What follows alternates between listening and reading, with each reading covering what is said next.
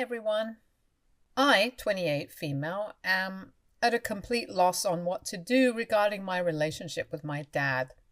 It is quite complex and needs lots of context. My parents got married but split up just before I was born, finalizing their divorce a few months later. Unfortunately, my dad chose not to be a part of my life from the very beginning. You see, my dad was a serial cheater and a drunkard. They had gotten married young because they were together throughout college, and my dad had proposed to my mom, thinking this is what he wanted. However, I guess people change and so do their feelings because 2 years into his marriage, my mom found out that he had been hanging out with his ex-girlfriend Kylie, who he used to date back in high school. They had reconnected and she seemed hung up on him. My mom has told me how Kylie would show up to the house demanding to meet my dad if he did not pick up her calls. She would insist on having dinner with him and be overall quite disrespectful to my mom and my parents' marriage. Whenever Dad and Kylie would meet up, they would drink a lot, which would then prevent Dad from coming back home. Kylie would insist on him walking her back to her house. My mom would tell me how Dad would show up the next morning still hungover, and if Mom asked him about why he was out the entire night, they would have a screaming match. It was not like my dad was only spending his nights with Kylie. There were other random girls he would hook up with from the bar, but Kylie seemed to be a constant. My dad can be quite hurtful with his words. He would constantly tell my mother how pathetic she was and how other women were so much prettier than her. He would also throw things at her if she ever asked him to stay away from Kylie. This went on for 2 years because my mother was a love-struck fool for my dad and thought he would somehow go back to who he was back in their college days. One day, Kylie sent an inappropriate message to my mom from my dad's phone with a message saying, "He is not yours." My mother had enough and packed her bags to go and live with her parents, my grandparents. However, my grandfather did not like this decision. He would taunt my mother for abandoning her husband and not being a good wife. He was vehemently against my mother seeking divorce because, according to him, people should stick to their marriage even if it is hard. My grandma was the only one who supported her. My mom knew that she needed to find a job and move out. However, during this time, my mom found out that she was pregnant with me. My mom has told me that she never even once thought about not having me because she had always wanted to be a mother. When she informed my dad about the news, he was shocked, but he was pleased as well. My dad begged my mother to come back home to him and told her how he would give up drinking. My grandfather encouraged my mother to go back to him since, according to him, it was the right thing to do. My mother begrudgingly agreed as she had no other option at that time. My dad did give up drinking and hooking up with other women during that time. He worked hard to buy all the baby stuff for me, and my mom was happy. Kylie never showed up ever again, and my mom slowly started to forgive my dad for their past. I was born as a healthy baby, and my mom has told me how everyone was so happy when I was born. For a while, everything seemed to be going well, or so my mom thought, until a woman turned up at my parents' place with a pregnant belly. Apparently, my dad had slept with a stranger once during my mom's pregnancy, and that woman had tracked my dad down. She demanded my dad pay child support, and my dad lost his mind since being the coward that he is. He didn't want to take responsibility. My mother also wanted nothing to do with him anymore. She informed him that she wanted a divorce. She packed her bags and took me to live with her parents. My grandfather did try to put up a fight, but my grandma decided to put her foot down. She threatened to kick him out since it was technically her house, which she got from her parents' inheritance, and my grandfather shut up after that. Although he was resentful that my mother had walked away from her marriage and was worried about what his church friends would say. He helped my mom take care of me in whatever way he could. My mother filed for divorce, and the court was not in my father's favor, thankfully. He was mandated to pay child support until I turned 18, and the other woman did the same. My dad, being the resentful a-hole he is, decided to hurt my mother by saying that he wanted nothing to do with me and gave up full custody. My mother was hurt, but she knew it was better that I didn't grow up anywhere around him. I grew up with my mother and grandparents, and I never even knew having a father was normal. It was only when my friends started to tease me about it that I started to question my mother. She would always change the subject and tell me how I was too young to understand. My grandmother would tell me the same thing. It was only my grandfather who was honest with me. He told me that I had every right to know where my father was and showed me pictures of him and his mom. In the pictures, my parents looked so happy. I could finally understand where my curly hair and green eyes came from, since my mother and her side of the family all had straight hair and brown eyes. I felt curious to know more about my dad. As I started to grow up, I found more and more about him. I decided to write letters to him and would beg my mother to mail it to him, even though she would refuse. I would then seek help from my grandfather, who would begrudgingly agree. I wrote several letters to my dad, but never received a reply back. When I was 12 years old, a week before my birthday, I decided to confront my dad. We lived in a small town, and I knew the neighborhood he lived in. Even though I didn't know which was his house, I cycled to each and every house around the locality, asking around for him. In the end, one of his helpful neighbors pointed out his house to me. I was so nervous to ring his doorbell, but I gathered up my courage and thought that he would be happy to see me finally. I wanted to show him that he was still my dad, no matter what. When he opened the door, he looked like he had been drinking since last night. He stared at me for a few minutes before his eyes widened and he realized who I was. He immediately looked around and asked what the hell I was doing. My face fell, and I told him timidly that I was here to meet him. I told him how I was going to be 13 soon and wanted to invite him to my birthday party. I told him that none of my friends believed I had a dad and I wanted him to attend my party. He looked shocked and told me to wait outside for a few seconds. He went inside and got his car keys and then put my cycle on his back seat and asked me to get in. Throughout the drive, he looked pissed and I felt like I had made a grave mistake. He didn't utter a single word, and when we reached my home, he yelled at my mother to come out. My mother ran outside, and when she saw me standing next to him, she asked me if I was okay. My grandparents looked taken aback, seeing my dad also. My dad continued to berate my mother for allowing me to go and see him and told her how I don't want to see your child ever in front of my face. I felt numb with pain and hurt as he continued to yell about how he didn't sign up for this and hated seeing how similar I looked to him. He then drove away as if I meant nothing. I still remember the tears falling down my face. It felt like someone had kicked me in my stomach, and the pain was everywhere. My mother just hugged me and kept crying. My grandparents brought us inside, and even my grandfather broke down. He started to tell my mother how this was all his fault and that he should never have told me the truth, but the damage was done. I was numb for days and felt too sick to go to school. My grandfather would stay awake throughout the night for me since he blamed himself throughout all of this. When I started to get better, he told me how I needed to forget my piece of shit father and that he was going to give me everything I ever needed.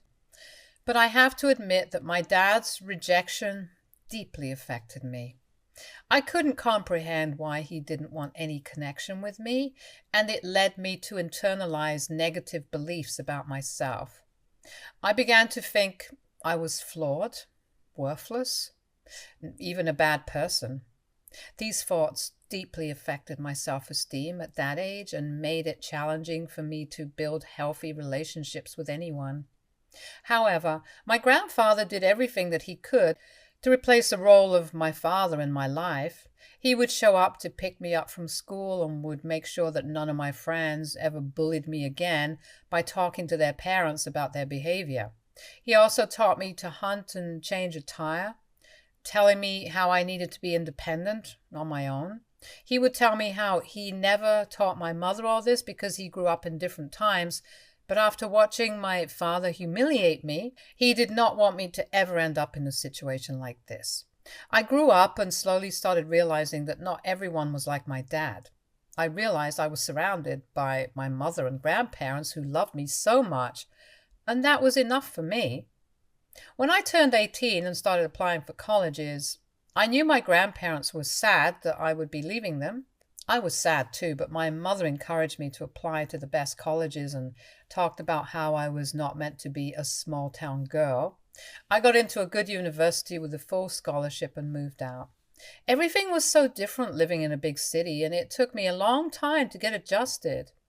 I would call home crying because I was surrounded by strangers and new faces, and all my feelings of past abandonment and rejection kept resurfacing. And this is when I met Jack in my college.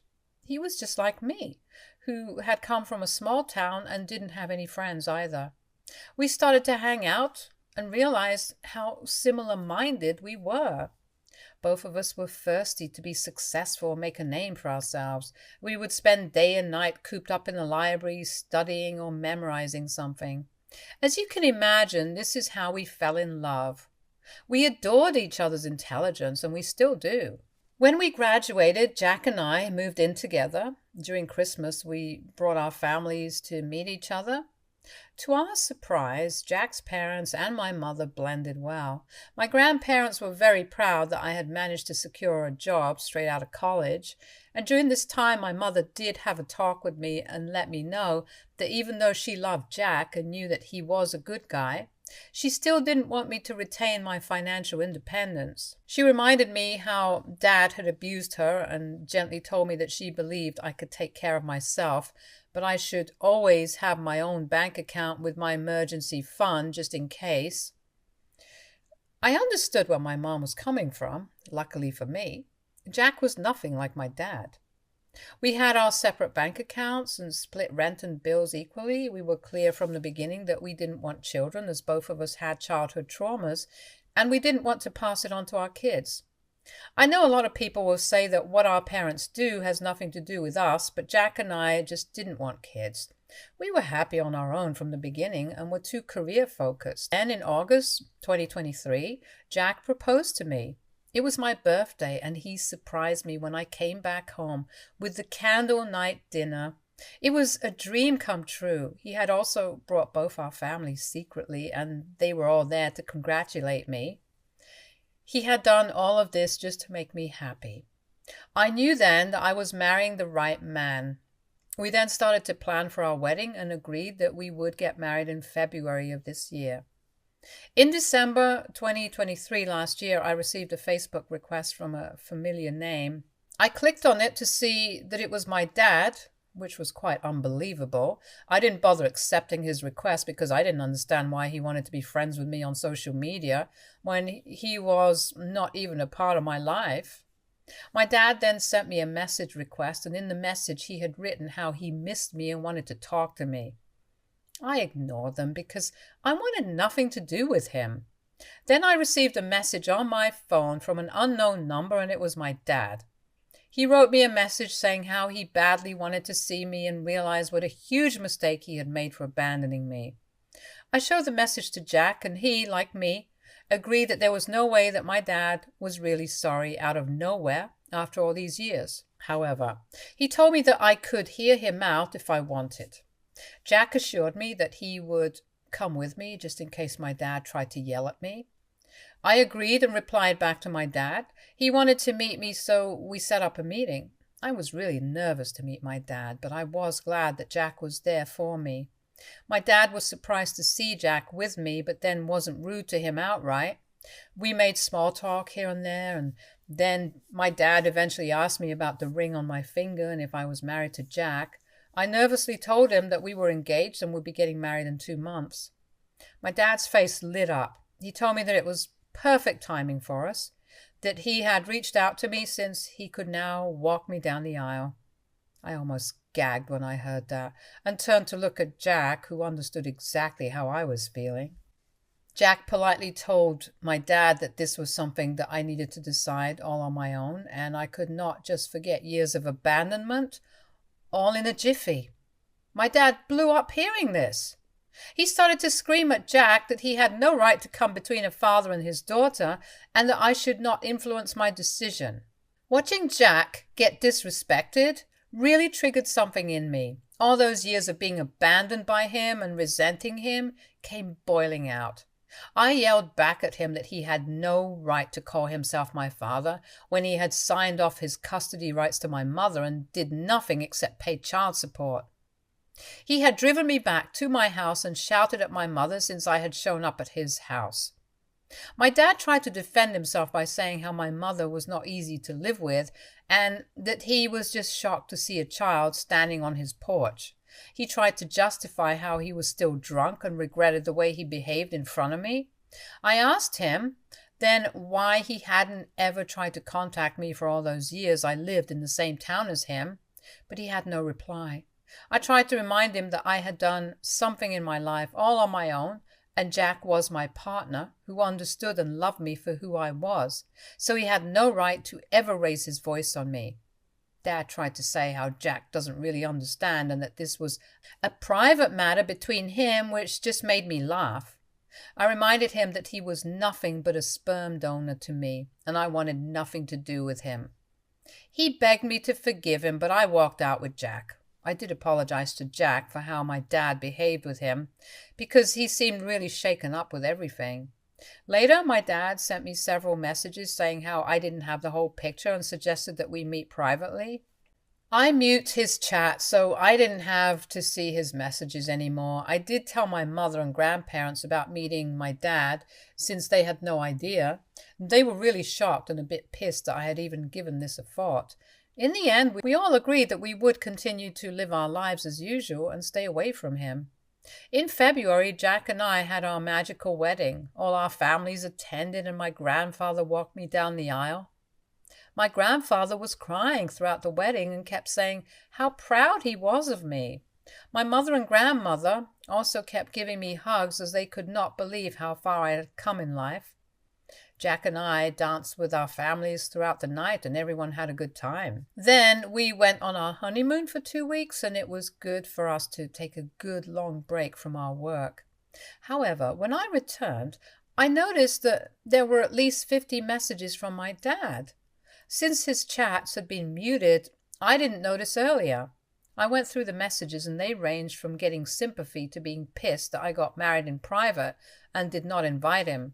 He kept saying how I should have contacted him and how he deserved to be there for me. I guess the word must have gotten around to him since everyone knows everyone in my old town, and my dad found out that grandfather had walked me down the aisle and was pissed. When I read his messages, I guess he must have noticed that it was all read, so he called me immediately. I picked up the phone and he started to tell me how I had betrayed him and that he never thought the day would come when I would treat him this way. I really tried to patiently explain to him yet again that it was not betrayal when he was not my father to begin with. My dad then started to say how he had saved up $75,000 for my wedding and was going to give it to me. I scoffed upon hearing this because I thought that there was no way that this was true. Then my dad continued to say that he was ready to give me the money, but all I had to do was get married again, even if it was a court wedding, and invite him so he could be there for me. He told me how it was his dream to watch his baby girl get married, and even if I was already married, he would compromise as long as I agreed to his terms. I don't know what he was thinking, or if he was even right in the head, but I straight up told him that this was ridiculous and I didn't want his money, which made him pissed. He started yelling at me that I was just a spoiled brat and that I was cruelly punishing him. He said other things as well, but I told him that I was done hearing him out as my patience was wearing thin. Since then, he has kept texting me about how I broke his heart and that getting married again just for him wasn't even a big deal. I don't understand what obsession he has about seeing me get married again, and I honestly do not understand. AITA for refusing to get married again, even though my dad wants to pay me $75,000? Update 1. Okay, I've heard everyone out. There are so many comments under my posts that it has taken me a while to get through them. First of all, a lot of you have concerns that my dad is probably lying again, which might be true. Also, since I find it extremely hard to believe he has $75,000 and just wants to give it to me without any strings attached. I do agree that his behavior seems extremely suspicious. A lot of you have theories that he is dying and maybe needs an organ transplant, which is really scaring me because no way would I agree to donate anything to him. I feel like I need to confirm with him to get closure and give him closure as well, since there is definitely something fishy going on and I want to get to the bottom of it. Secondly, a lot of you are asking about what happened to my dad's other child. Well, I have no idea, but unlike my mother, that woman wanted nothing to do with my dad except get child support from him. It was a one-night stand, so they wanted nothing to do with each other. I have no idea if the other child has ever reached out to him, nor do I care. It's my dad's decision, and it's his life. He already ruined my life, so I doubt he will do any better with his other child. Update 2. Wow, well, I finally have an update, and some of you won't like it. I decided to meet my dad this weekend and sort things out once and for all.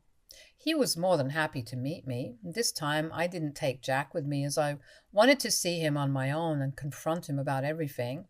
We met at a cafe where I told Dad that I knew something was up with him, with the way he's been acting, because there was no way that he just woke up and regretted doing all those things to me years ago. My dad looked down, feeling ashamed, and then started to say how I was right. He told me that last year he was working one day when he suddenly got a splitting headache and fell down on the ground.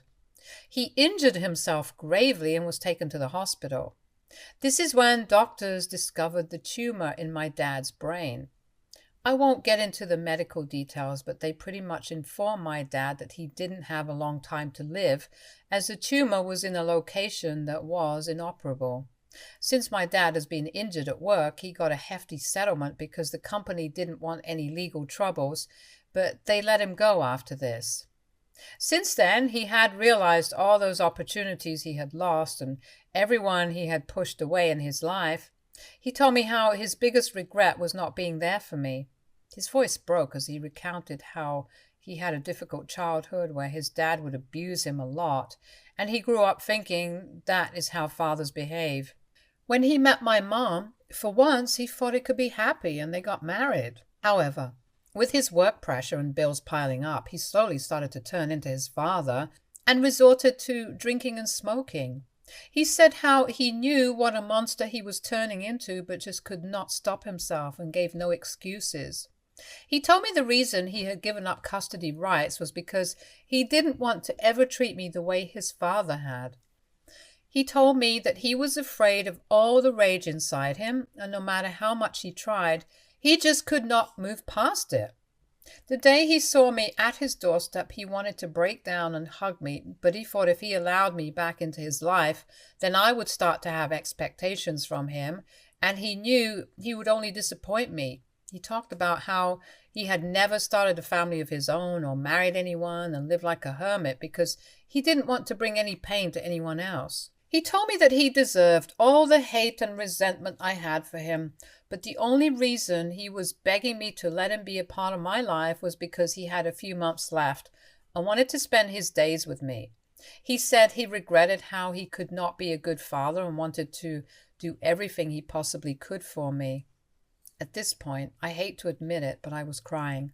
I know a lot of you will say that my dad was just giving excuses, but he was still my father, and this was the first time he had ever opened up to me so honestly and laid everything out. I told him that while I understood his reasons, I still could not just allow him to waltz into my life as he pleased. I told him that he might have craved to walk me down the aisle during my wedding, but I spent my whole life wanting to see him, be there for me during my birthday, parties, sport events, or graduation, but he was never there. Dad nodded his head and told me that he knew this was all his fault and started to say that regardless of my decision, he had already set up a will and the $75,000 he had talked about, his house and his car, would be going to me. He told me that he was sorry for everything and he wished he could go back when he was in his 20s and slap himself for being such a fool. He told me that I should never become someone like him, and that if I ever do have children, I should be kind-hearted like my mother. He then took out pictures that he had taken of my mother while she was pregnant with me. He had taken pictures of her almost every month, and if my parents' marriage was not a failure, this all would have looked like a movie. He sat with me and told me the story behind each of the pictures and what my mother was doing at that time. I could hear the pain and hurt in his voice as he remembered everything. Seeing those pictures just broke my heart again because my parents looked so young and so happy. He told me to take the pictures with me since they rightfully belonged to me. As if this wasn't enough, he then took out an old box, and this is when I was shocked to see all my letters inside. This man had literally saved each and every letter I had ever written and asked my grandfather to mail it to him. I cried seeing my childish handwriting and the way I had written about missing him and begging him to come back. My dad got teary-eyed also and told me that he read all the letters and it only made him drink more because he knew he didn't deserve the love I had for him. He informed me that he would not contact me ever again until I was ready to talk to him, but urged me to get in touch with him before it was too late for him. When we were leaving the cafe, I don't know what came over me, but I hugged him. He was taken aback, but then warmly hugged me back. Since then, I feel like I finally got all the answers in my life. All those answers I chased for as a child have been given to me now. I now understood why my dad did not want to have a relationship with me, and although his past does not excuse his behavior or his responsibility as a father, I am glad that he stayed away from me because he knew he didn't want to treat me like his dad treated him. I am glad that I grew up with warm, loving people like my mother and grandparents who made my life so much easier. I feel like my 12-year-old self can finally rest knowing that it was not my fault for what my dad did. Update 3. Thank you everyone for all your replies and DMs after my update last week about my dad. I feel seen and heard. After reading some of the messages where others have gone through situations like this, I have talked to my mother and she does agree with his version of the events, so I guess my dad wasn't lying.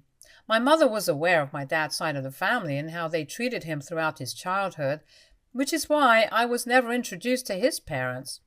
I told my mother how Dad had saved my letters and her pregnancy pictures, and she was surprised as well. She says she will have my back if I do decide to talk to my dad, even though she wants nothing to do with him.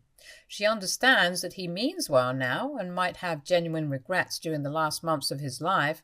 To be honest, I have not fully decided yet whether I should continue my relationship with my father or not, but I do feel bad for the guy. Jack agrees with me and has encouraged me to take baby steps, which is exactly what I will be doing. I will take my relationship with my dad one meeting at a time and see how things go from there.